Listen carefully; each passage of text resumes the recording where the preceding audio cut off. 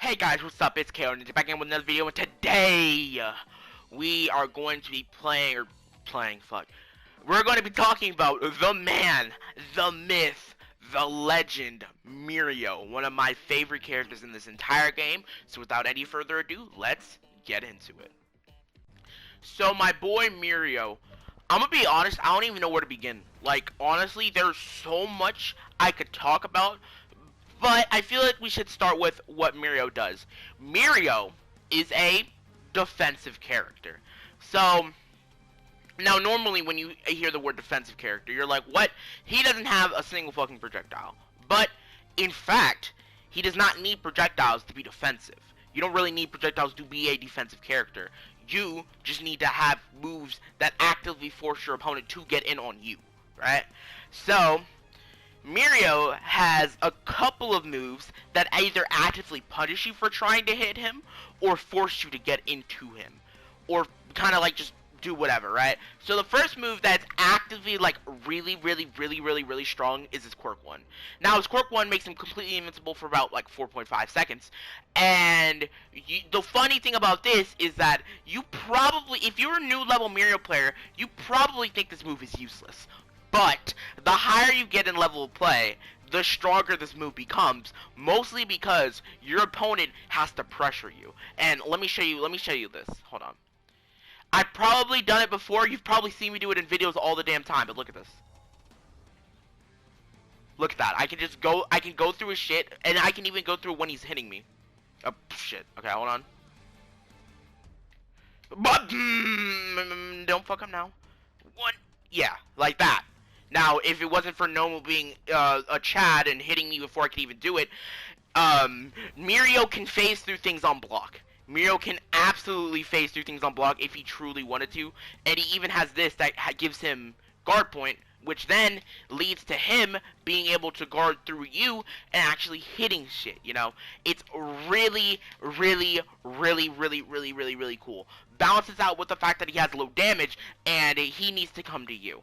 Mirio is a character that needs to absolutely make you come to him, or needs you to make any sort of mistake for you to actually work. Like, look, make any mistake, you can call in, and then you can actually just destroy shit, right? And that's basically what Mirio is fundamentally, but let's talk about his strengths. Now, I think Mirio's kind of weird, because his strengths only become strengths once you know how to use them. Now, that sounds hella weird, but I'll explain what I mean. So, Mirio's quirks and stuff, they're completely and utterly useless if you don't know how to meter manage. And I know this sounds like a weakness, but when it becomes a strength, it really does become a strength. Being able to actively use your plus switcher 1 and your quirk 1 well is really good about the character. Now, it's not like Toga, where you can just throw out quirk 1 or quirk 2 or whatever the fuck you want, and then just hit someone, and it's always going to be a positive. It's always basically going to be a positive. 90% of the time they just block it, or not 90% of the time, like sometimes they block it, sometimes they get hit, and you get so much reward off of it.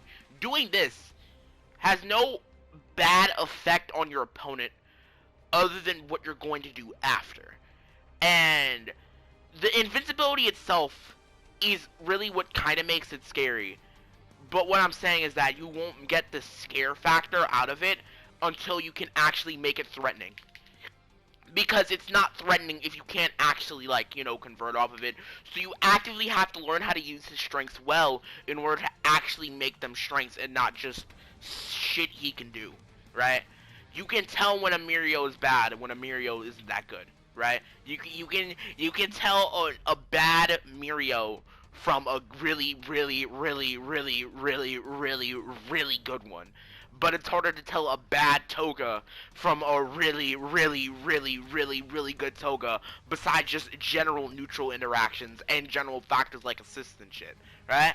So, yeah, that's what I'm really saying about Mirio. Mirio's strengths only come into factor once you're at a high enough level to use those strengths well, right? It's because of how weird the character is. You have to play like this weird often mix of defensive and offensive, predicting your opponent constantly. Because there are some moves that he has that are insanely bad, but you can indeed use them, like his Quirk 2 or his Quirk 1, which got neutered. And I'll probably talk about that in the weaknesses section, which we will talk about right now. One weakness is that Mirio, this is not the best Mirio has ever been. And I know it's not a weakness, more just like balance changes because he was really, really good back in the day. But I'm going to talk about it anyway since I need to vent this frustration after 2 years. So, Mirio, when the game first came out, was undoubtedly the best character in the game. He had 2 infinites, and he did way more damage than he did before. This might be a hot take, but if we had pre-Kendo nerf Mirio, with all the knowledge that we have on Mirio now, he'd probably be like top 3, in my opinion. But Mirio, this is not maximum potential Mirio. Mirio used to have an All Might style loop where you do jab, jab, jab, roll, jab, jab, jab, roll, jab, jab, jab, like that. I never did it because back then I had like a little bit of a pride. Honestly, if I had it now, I'd use it. Only kinda. I'd use it kinda like jab, jab, jab, call jab, jab, jab. You can do that normally, but I do that for a bit longer so that way I can get even more damage. But yeah, another infinite that he had was infinite permeation. What would happen is that you could permeate and then you could roll after it and it would refresh the charge of permeation. And people would just camp with this. And there was absolutely nothing you could do because he was completely invincible. And there's nothing you can do to break that invincibility. Because if he got the timing down, he could just roll it forever. And that's why Mirio was insanely strong. There were people who played him. Not a lot of people play Mirio now. I'm assuming because it was because he got nerfed and you actually have to think with him. But that was his first set of nerfs. He got a second set of nerfs. During the Kendo patch. When Kendo came out, it changed the type of like recovery that Tiltquirk 1 had, because back in the day you used to be able to jump cancel Tiltquirk 1. You used to be able to jump after it, making it like practically unpunishable if you didn't react fast enough. You could have still just guarded and got it. But yeah, he was extremely punishable there. And Mirio just has to take a lot of risks. Mirio has to take a lot of risks to get his game plan really running, right? Except for like a certain thing, which we'll talk about later. It's gonna get its own little section. But yeah, Mirio has to take a decent bit of risks, and he got nerfed hard. Mirio, this is why I started doing this instead of jump canceling, because even still, it's a free punish. If you can punish fast enough, it's a free punish every single time. But some people are just too afraid to punish it in time. Like, I've literally caught people who are actually good with this, like Dot, or, I feel like I've caught a decent bit amount of people with this.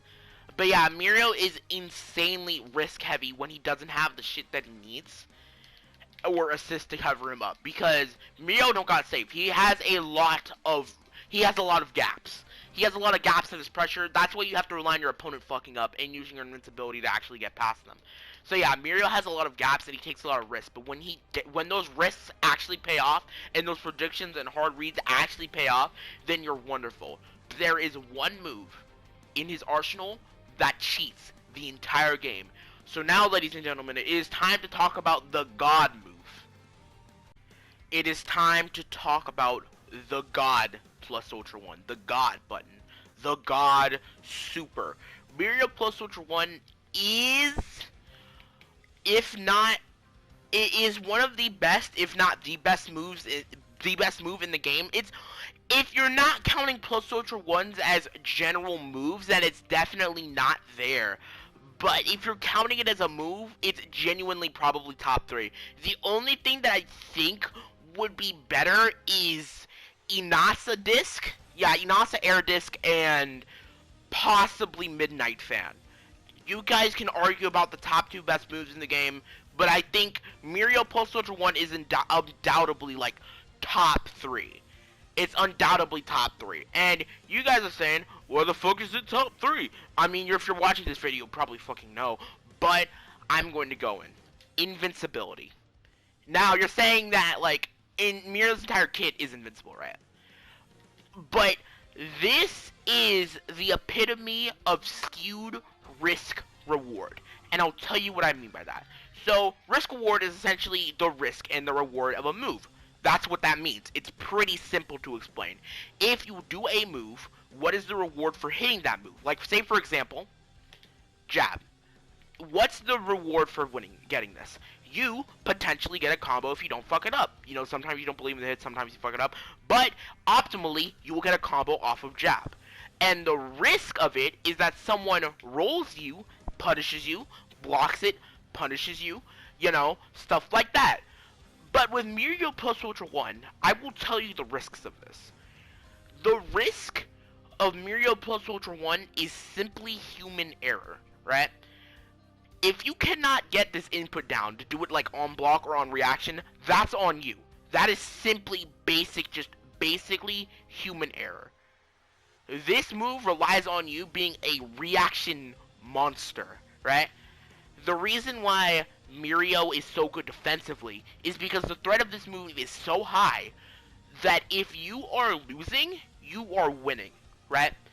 If your opponent plays a character that's insanely aggressive or insanely has to get in, like say for example Nomu, right? If this Nomu does a single move towards me, I get like half of his health, right? I have robbed games. I have robbed games from good players. Genuinely really, really good players. Because I pressed block and triangle, right?